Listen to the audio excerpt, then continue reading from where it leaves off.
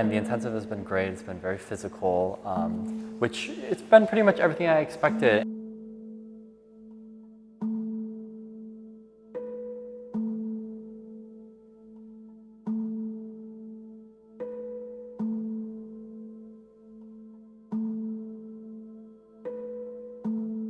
I chose CompanyE just because of the work that you guys do is so versatile, and I just feel like you can really dig deep into your artistry, so it's not just about the technique and everything that you do, but a lot of it's kind of simple, like with the apple piece.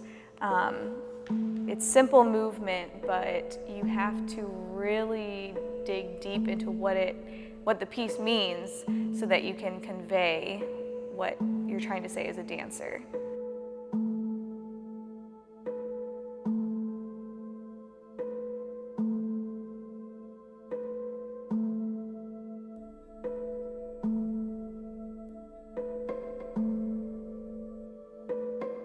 My name is Catherine Pilkington. I am the co-artistic director of CompanyE.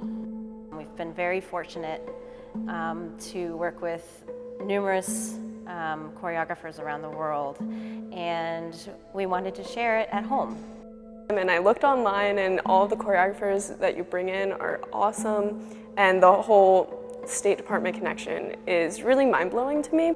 So I really wanted to come not only learn dance and experience the choreography and the rep, but also to learn the business side, because I feel like you guys have a really interesting business model that's different, and I could learn a lot for it, and not only applies to dance but to life in general, to be thinking about 2 steps ahead and how can you maximize on a situation that you're already going into.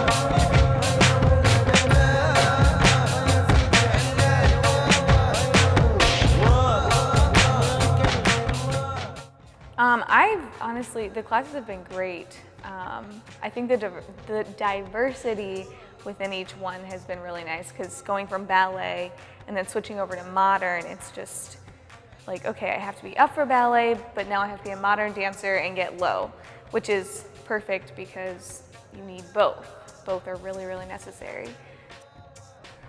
As a teacher, it's my mission to really show how everything is interconnected. Whether it's ballet, whether it's contemporary, modern, we have one body, and us as dancers need to use our body as a tool to communicate. Rarely do we use text, we do, but my goal as a teacher is to give the students a sense that their body can speak as eloquently as their voice can.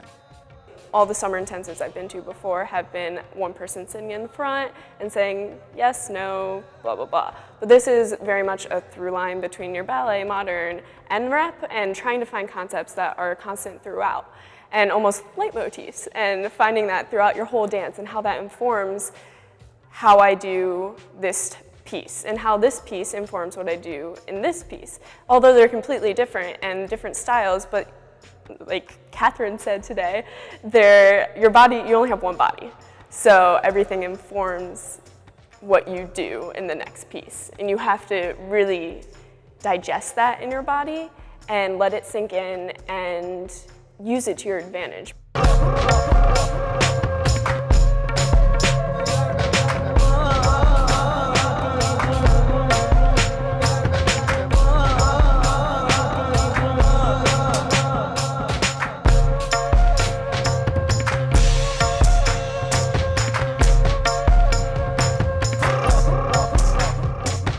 This is how our week works anyway. We have Gavin teaching ballet.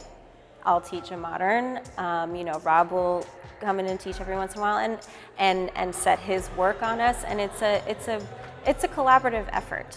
And I think the students benefited from hearing from multiple voices. If they didn't hear what I had to say in a certain way, maybe they heard is the same thing from Gavin, but he expressed it in a way that they understood. So I appreciated that they were not sort of, all over the place and like, yeah, it's this and this and this, and it's like, okay, these are what we're telling you, and we're going to tell you it again and again and again, and you want to believe the dancer, well, I've already heard that and I've already implemented that, but that's not always true. I did need to hear something 20 times until it was, okay, that is what they mean by this. Within just 2 weeks, it's been really interesting to see how some of them have come into the room and come into their own in some of the work. Of course, some of them have been challenged, and I think most of them actually have been challenged in a lot of different ways. But to hear from talking from some of them about what has really made lasting impressions, I think that's going to be what sticks with me, actually. Not necessarily, how somebody danced one phrase, but more the conversations I've had and the